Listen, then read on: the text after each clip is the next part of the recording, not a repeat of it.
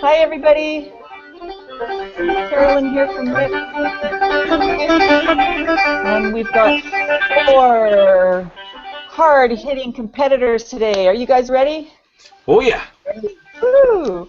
So welcome to the WIP Smackdown. What we're going to do is have 4 competitors go head-to-head about showing us some of their code tricks and some code samples. The theme today is game engines. So as the gents were saying, it's a little bit tricky. You know, these game engines can be really complicated. So I think some of you are a little prepared. Some of you might be winging it, but I'm sure we're going to see some interesting code tricks today. So thanks again for everybody for participating and those of you watching. I'm here in actually Silicon Valley and Mountain View today in a hotel room. So with the magic of internet, we can be here to show you what's going on and do the Smackdown today. But I was at a VR workshop and a conference in San Jose yesterday. It was pretty cool. VR stuff. It's kind of interesting. So let's get right into introducing each of the contestants. I'll give them a minute to tell us who they are, where they are, and why they think they're going to win today. So why don't we go all the way to Chile, where Eris is. Eris, hi. Thanks for joining us today.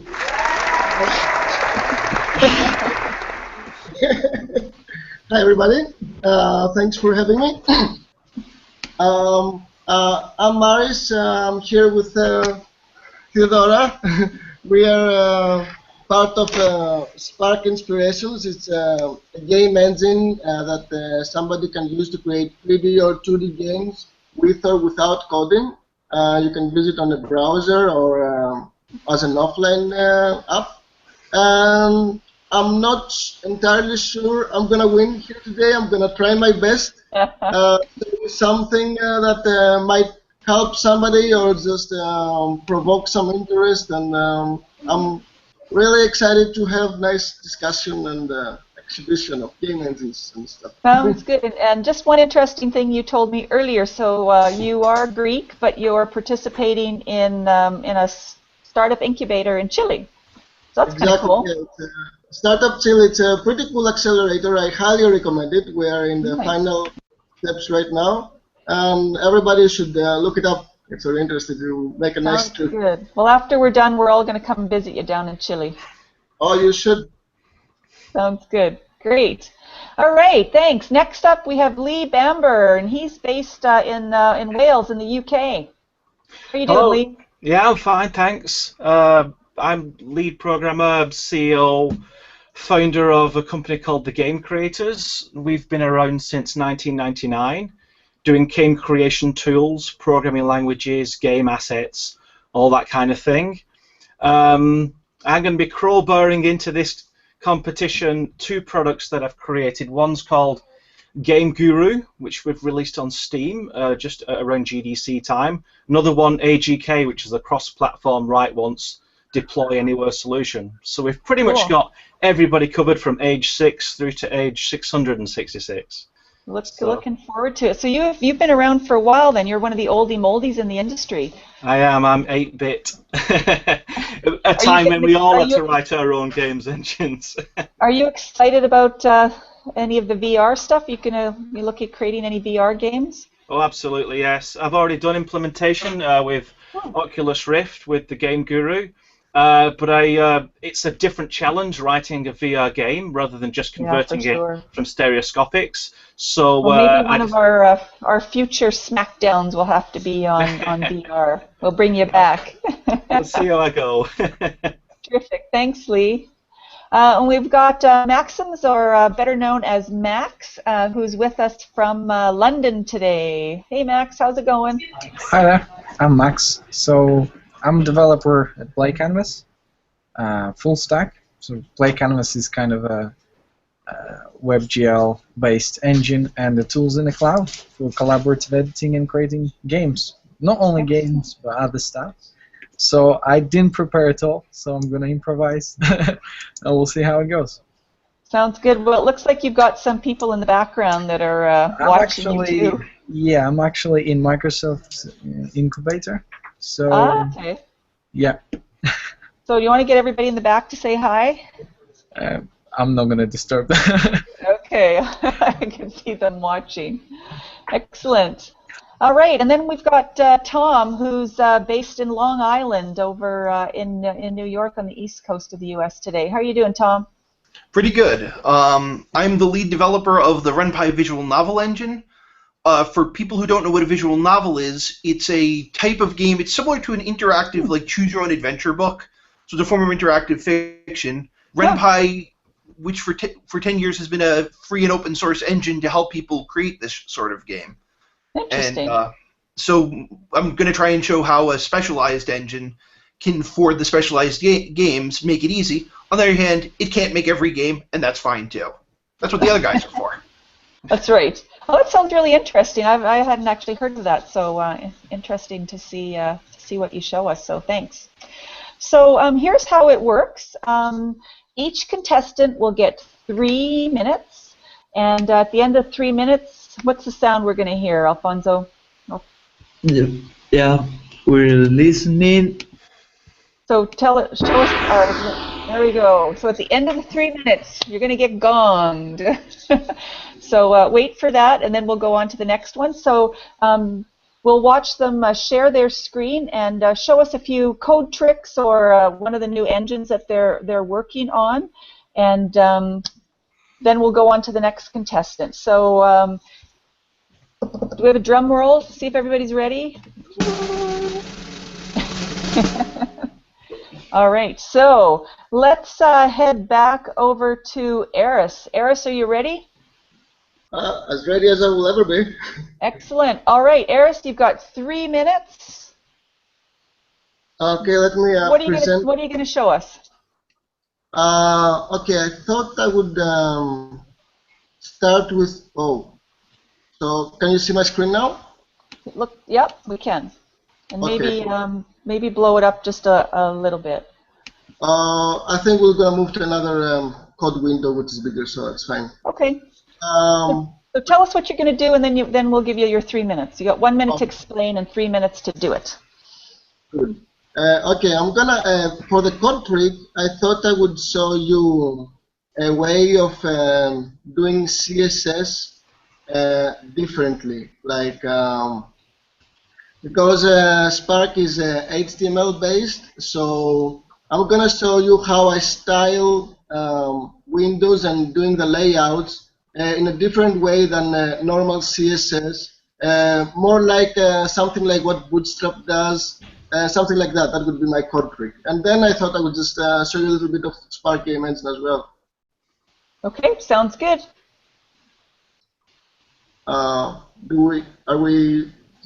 Is the timer going off? The timer's going. Okay. Okay, so here's the thing.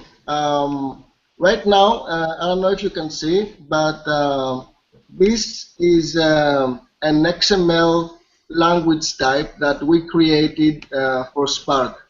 What it does is, just as HTML is using XML to actually create websites, we created our own language, declarative language, to create things with Spark. So everything you see here is controlling this window right here.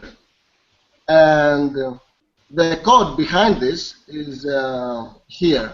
And I could zoom this out, but I don't think we're going to have time to explain any of that actually.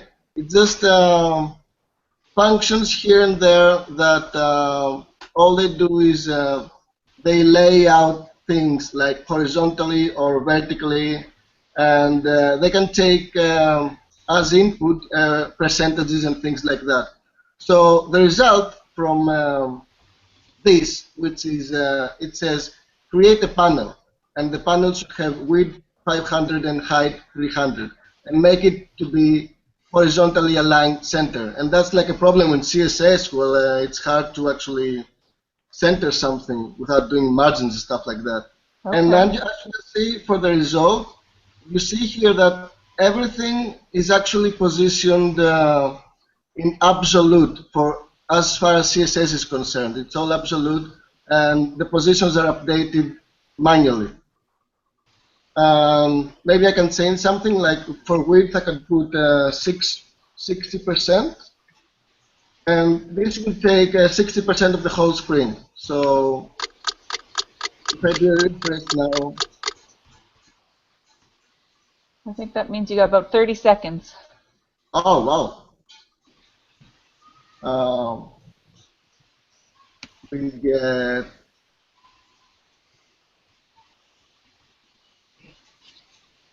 something that is like bigger and stuff like that. Okay, once you log in, this could be the game engine, and you can do things directly in the browser. From the browser, you can create your game, and then you can just instantly click play, and then just see the results. And then you can export to different platforms like iOS and Android and HTML, pure HTML5, and it's good for 3D games and 2D games. And right now, oh, there we go, 3 minutes. Thank you. Thanks, Eris. So just with that, so why have you what's sort of the main focus about why you decided to create this and why you use it? Okay.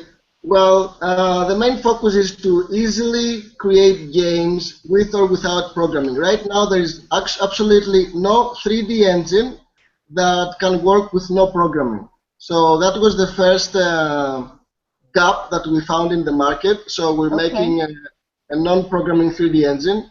And also we wanted something that would work right on the browser, like the engine would be on the browser, and have heavy collaborative things like two people work on a game simultaneously. We found that there's not too much collaboration and live collaboration and cloud features on game development. It's too much of a lone thing to do, and it shouldn't be, because software development should be about collaboration and working with friends. Sure, sure. Okay, cool.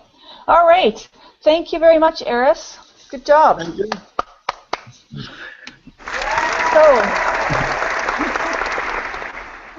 next up, we've got Lee from the Game Creators in Wales. Lee, what are you going to show us today? Right, I'm going to show you AGK and Game Guru to show you other ways in which you can create games and then sell them for fun and profit. And it's very, very easy. We go for easy to use. That's a mantra at the Game Creators.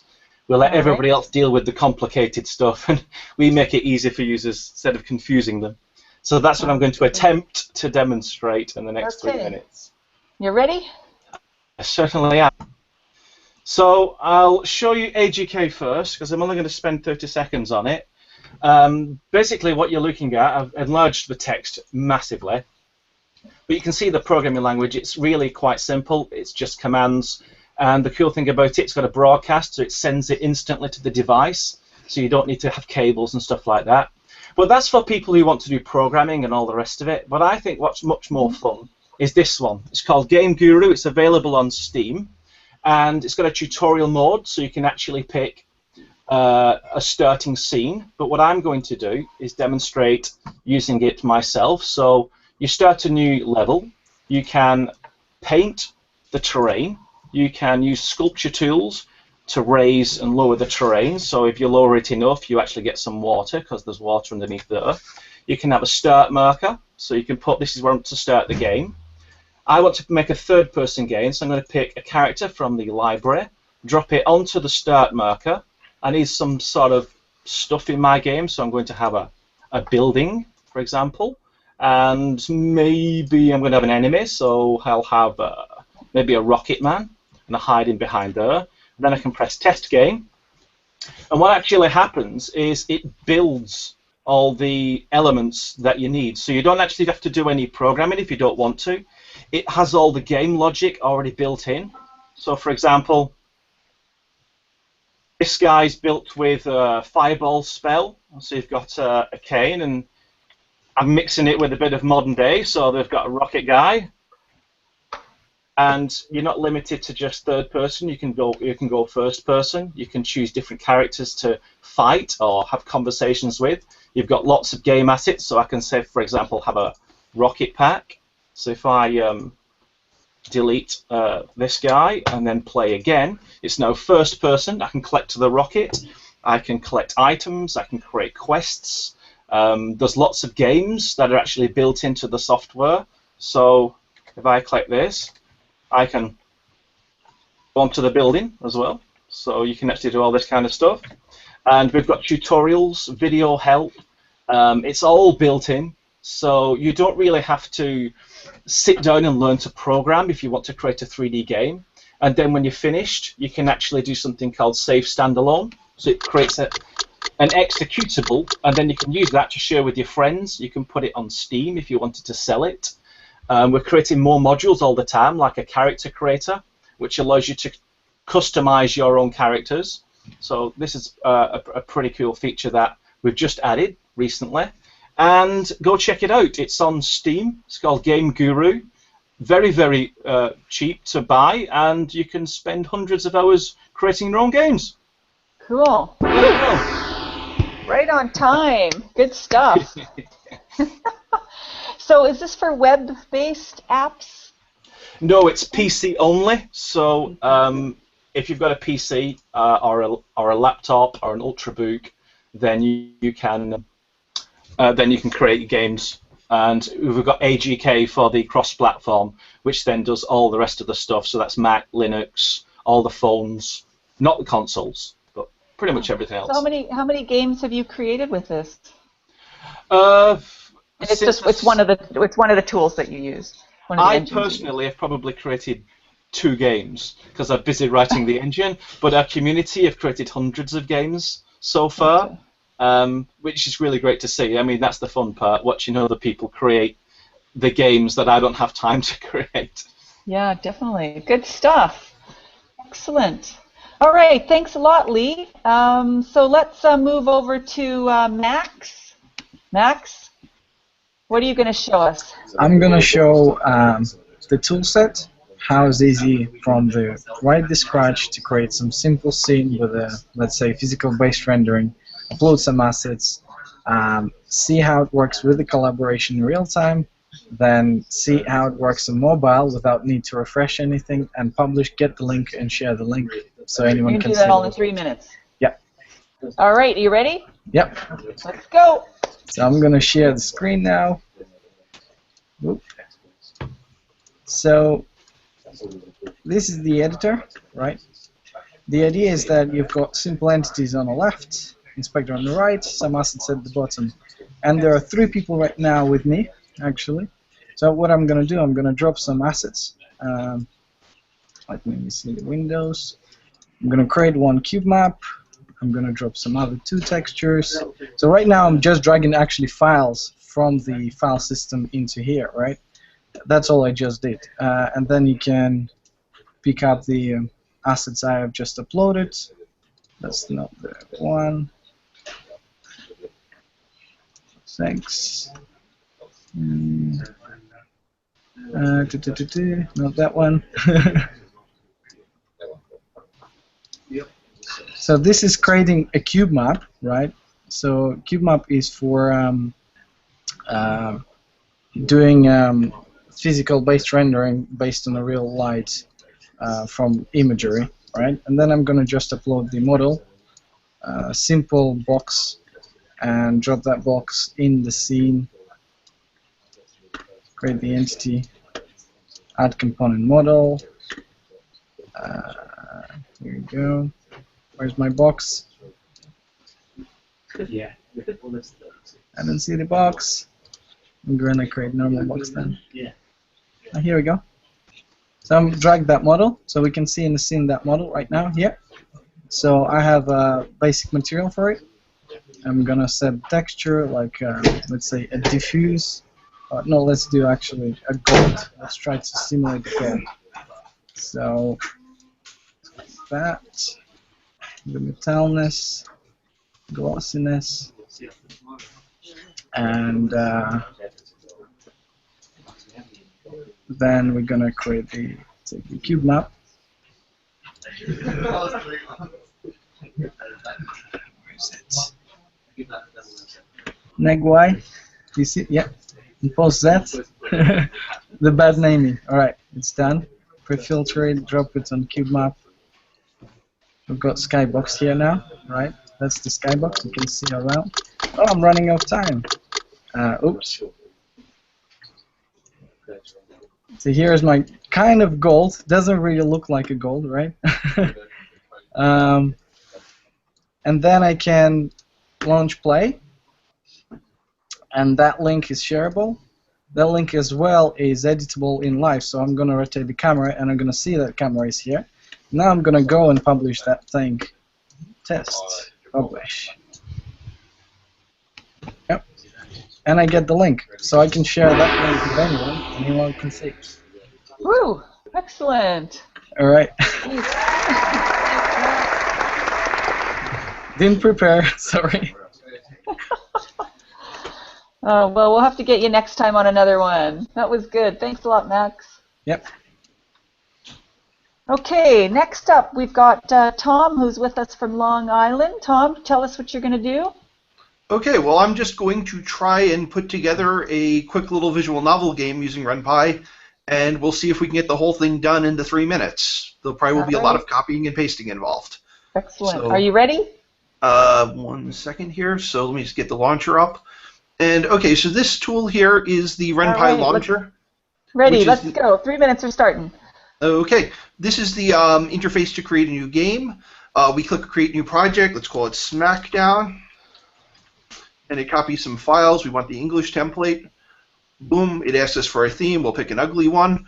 And now we can go and edit the script by opening it in the launcher. Let me just switch to the editor window here. Let me just boost up the font here a little bit for you guys. Okay, so I got to stop this, and I need to pick a new window. And 1 second there. So here's the editor window. It comes in with some default stuff. You could actually run this and it's a game, but I will go and copy some code in that I already have. So this is in fact the script for a game. Label start is where it starts. Here we have the scene command, which shows a background image of a street. It shows a character, and the first letter here followed by a string is a way to get it to say dialogue. We also support menus using this format here. The menus can use the jump statement to jump to a different label. Again, if you think of this like a choose-your-own-adventure book, those labels might be the different pages. The labels themselves can contain dialogue, and the return statement there it simply ends the game in this context. So we can, in the launcher, I won't show it again because it's kind of a pain to switch. We can click Launch Project. That'll cause the window to open up and give us, stop here, go there, switch there. Gives us our little game window. We can hit Start, and for some reason the background, because I forgot to hit Save, hit the Shift R to reload. So that's our little game we put together. Do you feel like a winner today? I don't know which one of these I should pick, but why the heck not? And so that is in fact a complete game. It has some of the features that we expect. For example, it can save your place. It has various preferences that visual novel fans like. Not right now. So for example, we can slow text. And so basically, I guess the point of this, insofar as there is one, is that by picking a particular genre, we're actually able to create tools that can build games in that genre, perhaps more productively than we can. At the same time, RenPy is certainly not for everybody. If you want to make one of those a 3D game, then you're certainly going to be fighting the engine far more than it would ever help you. I guess quick, let me see if I can switch back quick. I guess I could show the one-click distribute here, if we can get time. Build distributions. Yes, it build the information and build. Now it's building for Windows, Mac, and Linux in one click. And we also support Android and iOS, although iOS is in beta at the moment. And so I guess that's my demo. A little short. Oh, perfect timing. Good stuff, Tom. Thanks a lot. That was interesting. I sure learned a few things too. So we're going to deliberate here on who the winner is, but I'm just going to go back and go back through each of you really quickly, and you're allowed to comment on anybody else's presentation. So Eris, what did you think about the presentations, the other three presentations on the Smackdown? Did you learn something? Sure. I could go one by one, or I can just. Just really quick. Okay.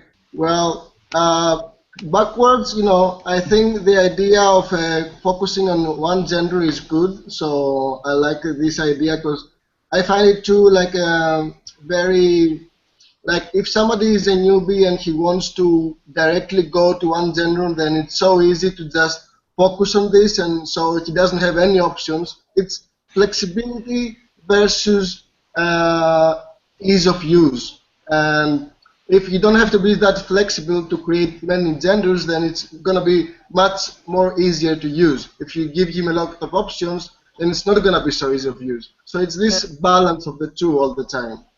Cool. And Play Canvas, I know one of the people that work with you because he's Greek, and I met him in a game dev conference in Greece, and we talked about it, and we talked about both engines, and we have some great same ideas. We're very excited to see how your engine is going. And game creators, I think you're from the FPS creators. Is the same group? Yeah. You have been here for a while. Okay, Eris, I wanted some quick snappers. You're going to take over my job pretty soon, but this is good. Thanks. Final comments from Lee, and what did you think about the other presentations? Yeah, really good. I'm really surprised how Play Campus has come along since last time I checked it out. It's looking really good now. I'd never, Tom, your stuff, I didn't know existed. It's such a cool idea to take a particular game style and then create an editor and a whole game, create an experience around it. I've actually wrote it down so I can check it out later, because I haven't done a conversation engine yet for Game Guru, and I'm kind of holding off from doing it. So maybe we'll have a conversation, because if you've been doing it for years, you probably have a few ideas about how conversation engines can be created and crafted. So it's exciting to see that. So overall, yeah, really pleased. Good, sounds good. Well, if you guys aren't connected yet, let us know, and we'll make sure that you are. Max, final words from you. Lee, thanks for the good word. I think the game creators, that's a great starting point for anyone who never did any development and so on. Actually being able to edit something in editor and drop things and set up them different ways, it's amazing for starters. I don't know what's the customizability there, how far you can go creating own things, but probably, oh right, you probably sorted that so you can create your own components. So that's cool. The Spark game engine, actually, I found a lot of similarity with Play Canvas, so UL Web as well. That's interesting to go, because as you mentioned, it's a multi-platforms, and that's the reality of web, is that you support all platforms out of the box. WebGL now is supported by more than almost 90% of all browsers. It's including iOS 8, iPhones, Androids, Firefox OS, any basically browser, and desktop.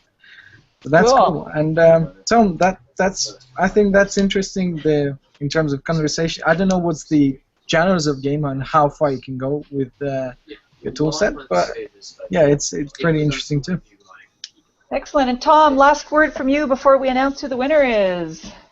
I guess one thing I did find nice, and I think everybody here has thought about it, is actually like the complications of publishing. And I like that everybody seems to have a really good solution for either, you build an exe or you upload to the web, with a few clicks. I think for new people, people might be creating their first game, finding ways to get through that stuff that we might all consider easy, just distributing files. But for somebody who's in high school who's maybe making a game for the first time, being able to help them out by guiding them through that process is something I like that everybody has thought about. Nice, excellent. All right, so we only make this half an hour, and it's now 9:31, so we're going to have to wrap things up. So our winner is Don't we have some a drum roll or something, Alfonso?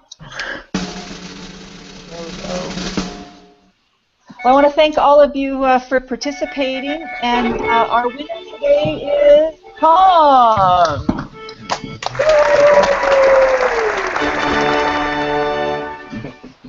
Thanks a lot. So all of you gents did a really, really great job. I think we all learned something, and I think all of our watchers and listeners did too.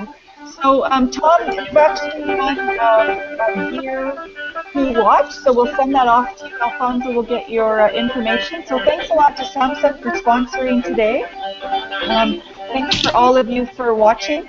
Our next one is going to be Tuesday, June the 2nd, where we're going to do this on Arduino, same time. And if any of you maybe want to participate again, let us know. But thanks so much. This automatically gets uploaded to YouTube too, so we'll send you the links and you can promote. But you guys did a really great job. That was great. So thanks a lot for joining us today. Bye, everybody.